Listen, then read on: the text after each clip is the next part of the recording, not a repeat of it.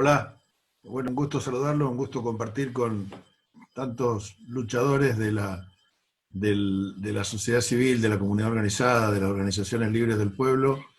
Y primero, que antes que cualquier otra cosa, voy a aclarar que no soy el decano, sino la decana me va a retar. Yo soy el vicedecano, ¿no?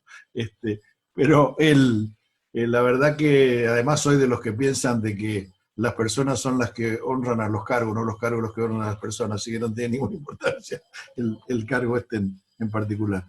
Lo que sí quiero decirle, como decía Coco, que desde hace muchos años trabajo vinculado con organizaciones de la sociedad civil, con organizaciones de la comunidad, y en los últimos 12 años, cosas por el estilo, he dirigido y sigo dirigiendo un centro de estudios de economía social que está especializado en este tema, ¿no?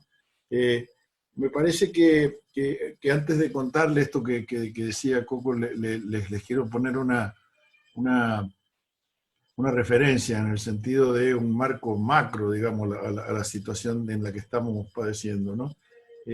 La verdad es que la humanidad vive una crisis civilizatoria, digo, prepandemia, esto es una situación prepandemia, una crisis civilizatoria quiere decir que estaban en discusión todos los valores sobre los cuales estaba construida una sociedad. Estábamos viviendo el fracaso de un modelo al que nos invitaban a participar, que era un modelo de lo que se llamaba desarrollo económico, que en realidad era crecimiento económico, y que tenía que ver con una serie de etapas que todos los países ineludablemente deben cumplir para lograr a un objetivo, definido el objetivo como carencia y definido, como bien decía Wolfgang Sachs, como la occidentalización del mundo. Un solo modelo para todos, esto es lo que había.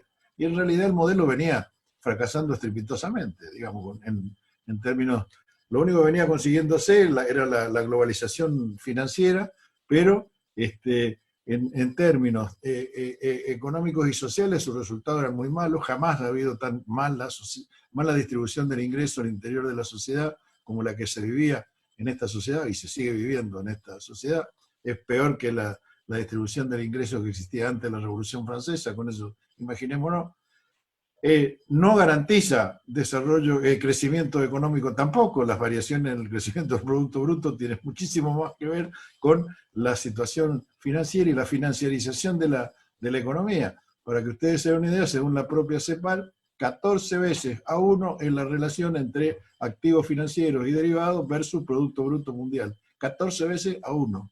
Como decía el profesor Aldo Ferrer, el 3% de las transacciones mundiales que se realizan en moneda son transacciones que se hacen, que responden a exportaciones e importaciones reales. El resto, falopa financiera.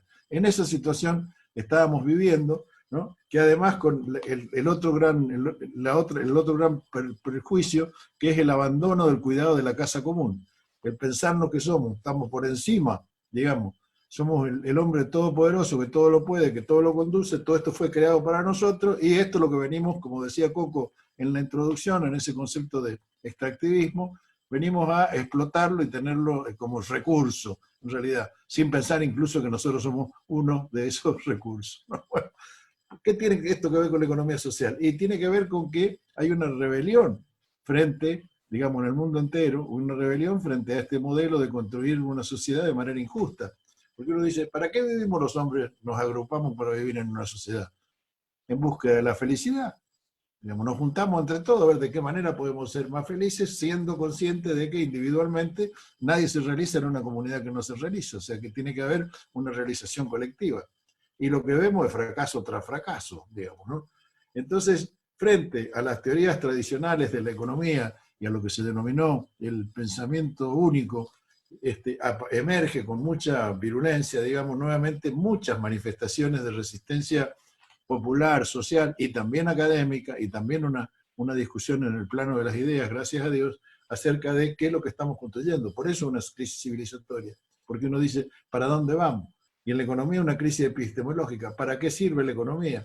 Miren ustedes qué mal andamos. Disculpame, Coco, ya vamos a la economía social, pero el tema es que si no estamos, uno se pregunta, si no volvemos a una discusión de recuperar el sentido común para nosotros, o sea, una discusión de esa naturaleza, de para qué vivimos juntos, miren qué cosa tan elemental como la que le estoy diciendo, de recuperar ese sentido común, ¿qué es lo que nos pasa? Nos pasa que entramos en discusiones trampa como economía versus salud.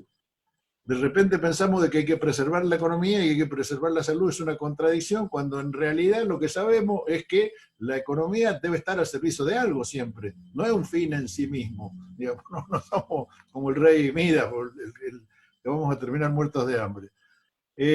Me parece entonces que en el medio de esta crisis aparecen desde hace muchos años, vienen manifestándose críticas, digamos, al concepto tradicional de economía, ¿no? Porque se produce un pensamiento en la economía, que es la separación entre la economía y el conjunto del resto de los conocimientos humanos, de forma tal que es una técnica la economía. No tiene participación, el hecho de que exista gracias a las instituciones que la sociedad viene creando, ¿no? Es una técnica. Y incluso se marcita, y acá estamos con un editorialista, se cita mal a grandes autores tales como los clásicos fundadores de esta economía, desde Adam Smith, que su primer libro fue un libro de ética, ¿no? Porque él era profesor de ética, el libro se llama Sentimientos Morales, y es donde plantea el tema, entre otras cosas, el tema que recién planteaba la compañera Marita, ¿no? Que me hace acordar al Ubuntu de los africanos, cuando dice, yo soy porque vos sos. Bueno, este mismo tema es el tema que plantea, de la empatía que plantea Adam Smith y que después va a seguir desarrollando en sus libros. Pero claro, se los toma fraccionados. ¿Qué les quiero decir? Estamos viviendo, que no se puede desarrollar en este espacio, estamos viviendo una situación donde lo que se está cuestionando son nuestros propios conocimientos, ¿no? Ya Luis lo decía más temprano, en el sentido de que nosotros lo que necesitamos es hacer un trabajo de aprendizaje. Y la tarea de aprendizaje siempre es una tarea colectiva. Siempre la tarea de la enseñanza y el aprendizaje es una tarea colectiva. Eso nos enseñaron desde Paulo Freire hasta Fals Borda, que se aprende con enfoques multidisciplinares. La economía no es una técnica, es parte de los estudios de la ciencia del hombre. Y esto lo decía Marshall, de los neoliberales, si los hay. Porque los tipos tenían una visión integral de las cosas. El macrismo, digamos, el neoliberalismo, las cosas que han operado en la Argentina, rebajándolas en su caracterización, en realidad también lo que hacen es rebanar una parte de la realidad y explicártela como un todo y decir esto es lo único que hay, esta es la única posibilidad que existe, este es el modelo que tenemos de occidentalización del mundo. Frente a eso emergen, como decíamos, muchos tipos de críticas y también existe y emerge esto de la economía social, que emerge duramente como una crítica no solo en la teoría sino en la práctica del sistema. ¿Qué quiere decir? Intenta recrear lazos entre los hombres que más tengan que ver con la solidaridad y la reconstrucción de una vida conjunta en armonía con la naturaleza que perseguir el lucro o que perseguir el poder político. O sea, en cualquier sociedad de nuestros días coexisten por lo menos 3 subsistemas sociales. Un sistema privado, un sistema público y el sistema de la economía social. El sistema privado es el más fácil, el capitalista tradicional, que ojo, no nos equivoquemos. Si la humanidad tiene 12.000, 14.000 años de vivir en conjunto, ya Carl Polanyi nos recordó que el sistema capitalista tiene solo 300 años de antigüedad. No es para siempre, no nació para siempre. De alguna manera se irá a transformar. No me digan cómo, pero el postcapitalismo, ustedes saben que es un tema que se discute en el mundo entero, pre-pandemia y post-pandemia, ni les cuento el nivel de discusión que tiene. El otro sector, esa es la economía privada. ¿Por qué se rige? Por el lucro y la acumulación. Mejor te va, más tenés. El otro sector, el sector de la economía pública, ¿en qué consiste? Cuando el Estado produce bienes y servicios. No digo cuando produce los bienes públicos como educación, seguridad. No, cuando produce bienes y servicios, ¿no? Como por ejemplo cuando presta los servicios municipales, cuando presta los servicios de electricidad, ¿no? ¿De qué se trata? No se trata de ganar dinero, más allá que muchos se confundan y piensen que el fin del Estado también es ganar dinero, no lo individual, sino lo colectivo. Y entonces, ¿de qué se trata? De acumular poder político, de decir, bueno, soy un buen administrador, me van a seguir votando si soy un buen administrador. Y en paralelo con eso existe todo otro tercer sector de la actividad, que algunos caracterizan así, tercer sector, nosotros llamamos economía social, solidario, popular, ya les cuento, y que no les voy a informar ninguna novedad, pero, ¿y qué es lo que es? Es un sector de la sociedad donde se antepone, como decía, la persona al capital, en primer lugar. Y si son emprendimientos colectivos, se antepone la decisión democrática a la jerarquía absoluta. O sea, son temas autogestivos. Como decía la compañera de Farco más temprano, no tenemos patrón, somos autogestivos. Son sistemas que se gestionan de otra manera, que por supuesto, ahí viene otra discusión más larga también, que tiene que ver con qué es lo que es la eficiencia. Porque van a decir, miren, pero hay una discusión, hay un problema de lograr de la eficiencia. Le digo porque esto lo trabajamos muchísimo. Ya yendo al tema que me planteaba Coco, que les contara un poquito, algunas de las cosas que hacemos desde la facultad y fuera de la facultad fundamentalmente, junto con compañeros de muchas organizaciones sociales, que tienen que ver con la construcción de indicadores nuevos, por ejemplo, para que se den una idea, y un aprendizaje conjunto que se desarrolla. ¿Cómo se concilia el tema autogestión con el tema eficiencia? Porque es más importante que todos sepan lo que estamos haciendo y cuánto tiempo dedicamos a que todos sepan lo que estamos haciendo y a generar un consenso de marcha conjunta, que a lo mejor a ahorrar medio kilowatt por hora, que a lo mejor también hay que ahorrar el medio kilowatt por hora, pero no es el objetivo principal de la búsqueda de la eficiencia. Acá la eficiencia tiene otra característica. Le digo, por ejemplo, mezclando los temas groseramente, pero también para motivarlo, digamos, en este sentido. Es muy importante, porque es muy importante la tarea que ustedes realizan, es la que le da sentido a una sociedad, cuando tiene personas como ustedes y también personas como Coco que intentan buscar un camino conjunto de construcción de una sociedad nueva. Le pongo un ejemplo muy clarito, ¿no? Como le digo, nosotros damos cursos de seminarios, de seminarios de extensión, como decía Coco por ahí, pero no damos, estamos en contra de la diplomación, de los diplomas. Estamos en contra de los diplomas porque que diga un diploma, un título, de los títulos, que digan, de esas certificaciones, que le den un diploma a una persona que digan, usted es un ingeniero, no garantiza que sepa construir un puente, garantiza que estuvo tantas horas sentado en una silla, haciendo horas culo, como se suele decir, para ser capaz de resolver una materia.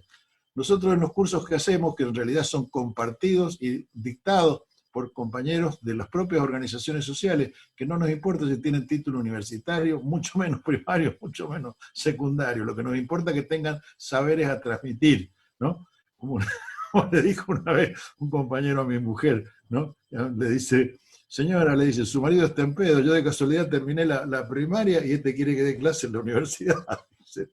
Y así es, y la dio, y fue fantástica, porque es el presidente de la cooperativa eléctrica del barrio, el presidente de una cooperativa de consumo y secretario de la Unión Vecinal del barrio. Miren ustedes si tenía cosas para decir y para enseñar, que comparado con un licenciado en psicología social que viniera a explicarnos lo que es liderazgo, digamos. Bueno, pero les quiero decir, y lo mismo, estamos discutiendo en una cooperativa que es la que le quiero contar, que tiene algunas dificultades jurídicas y después lo vamos a referir un poquitito a eso, estábamos discutiendo un plan de inversiones, entonces se discute, es una cooperativa de trabajo, una empresa recuperada por sus trabajadores, y se discute si, digamos, si la mano de obra era un costo fijo o un costo variable, ¿no? Que todos decían es un costo variable, de acuerdo a la cantidad de bienes que se produce, es la cantidad de gente que se emplea. Y uno dijo, pará, estamos locos, es un costo fijo. Dice, si nosotros no conseguimos laburo para nosotros, ¿para qué hicimos esta cooperativa de trabajo? ¿Se entiende? ¿Qué es lo que le quiero decir? La academia tiene una gran responsabilidad en reformular estos conceptos también y reestudiarlos.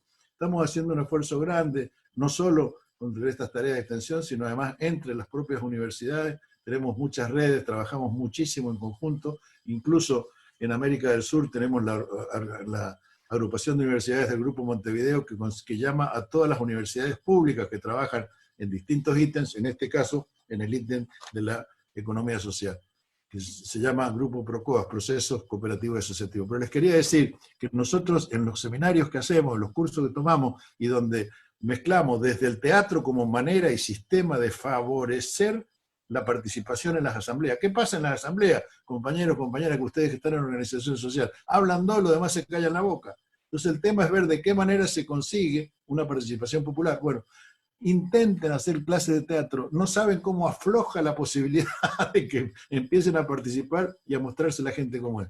Y el título que nosotros damos, porque al final la gente tiene un reconocimiento sobre la universidad y les parece que es muy importante haberlo obtenido, y también es parte del esfuerzo que tienen que realizar. El título que damos se llama Idóneo en Economía Social.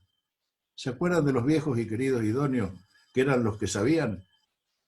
Bueno, ese es un reconocimiento a los que sabían. No sé, Coco, si con esto te completo un poco de idea.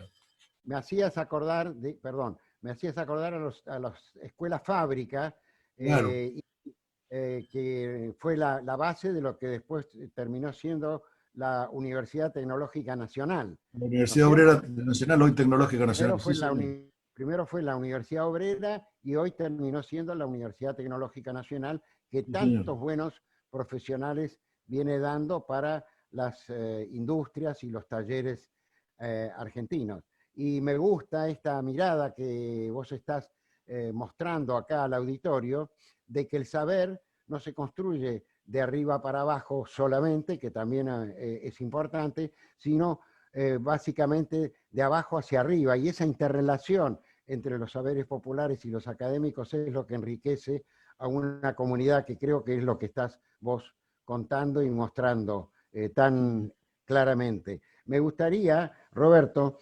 que cuentes a la audiencia alguna experiencia concreta de economía social exitosa, como es la de El Arca, y creo que hay una empresa recuperada, la Terre, que también es muy importante, no solamente en Mendoza, sino en toda la zona de Cuyo, y que están llegando con sus productos a como 6 o 7 provincias. Contanos un poco eso y después damos la palabra a los otros compañeros para ir redondeando y cerrando. Cómo no, vamos al caso del Arca. También el caso del Arca es un caso muy interesante, porque es un sistema de productores y consumidores asociados, ¿no? Prosumidores, productores y consumidores asociados, que como está formado originariamente por viejos educadores de la educación popular, Luis también, ¿no? Tiene la característica que ya la decía Adam Smith, que todo sistema económico educa. Entonces la práctica que uno realiza en el sistema económico es una práctica educativa. Si va a realizar una práctica competitiva, te va a educar para la competencia. Y tenemos que ver de qué manera nosotros educamos para la cooperación. Estos compañeros que vienen de una experiencia de economía, de educación popular, ¿no?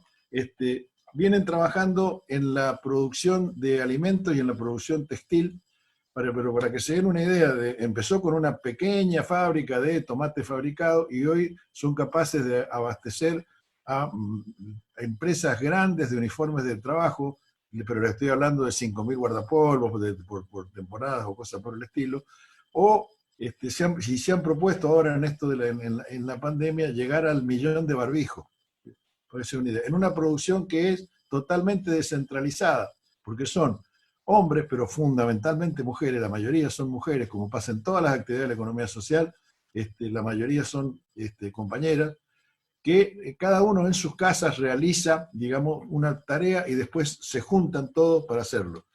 ¿Cómo se garantiza? Mire, esto es simpático, ¿cómo se garantiza que la calidad sea la misma? ¿Cómo se garantiza que la confección de guardapolvos, por ejemplo, sea todo igual? Bueno, antes era un problema porque tenía que ir la inspectora y recorrer los distintos talleres y salir. Pero me lo explicó una mujer en una reunión. Me dijo, oiga, profe, ¿sabe cómo lo hacemos? Por WhatsApp. WhatsApp, que se escribe con G y S, como ustedes saben, no se escribe con W, no, G y WhatsApp. Lo hacemos por WhatsApp. Yo le saco una foto, se lo mando a la profe y la profe me dice, dele, rascar, arreglarle el cuello, pegar un botón. Bueno, pero el arca, digamos que está fuera de la provincia de Mendoza, está organizada en base a principios, para que se me dé.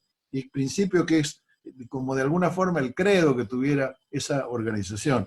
El primero de la intersectorialidad. Promueve el encuentro de sectores de familia, organizaciones sociales, culturales, religiosas, empresas, escuelas, institutos, universidades, ¿no? Girando en un diálogo superior desde lo diverso que posibilite alianza.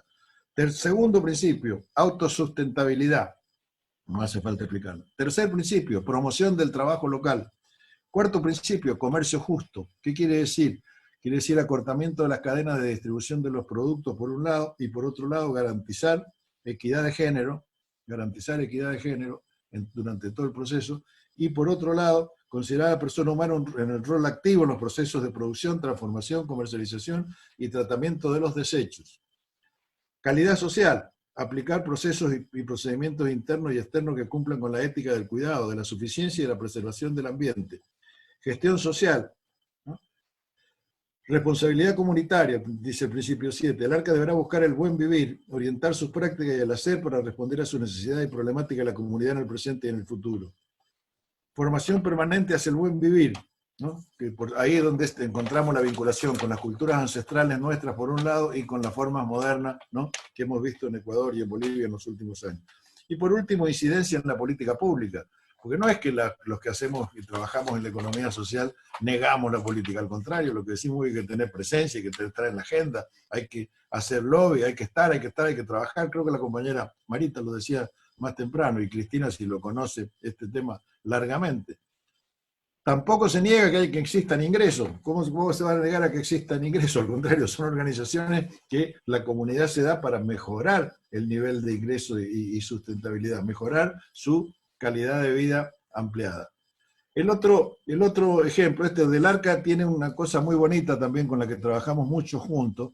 Todos somos el ARCA, como dice el lema de la misma comunidad, que es que nos invitaron a participar y ayudarles a hacer un trabajo de reflexión, de autorreflexión, porque es una organización que estaba creciendo mucho.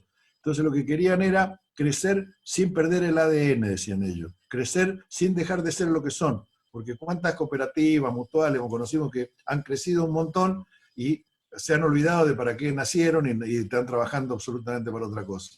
Entonces, ha sido un proceso muy interesante que llevó como curiosidad a la formación de un pequeño grupo, como una especie de Estado Mayor paralelo a las organizaciones distintas que existen en los territorios, que concentra todas las actividades y las distribuye. Se llama CODE, que es Centro Organizador de Oportunidades y Expectativas. O sea, que son capaces de distribuir, ¿no?, esos trabajos que para cada uno de ellos sería minúsculo, sería imposible de realizar, y sin embargo así lo hacen en el conjunto.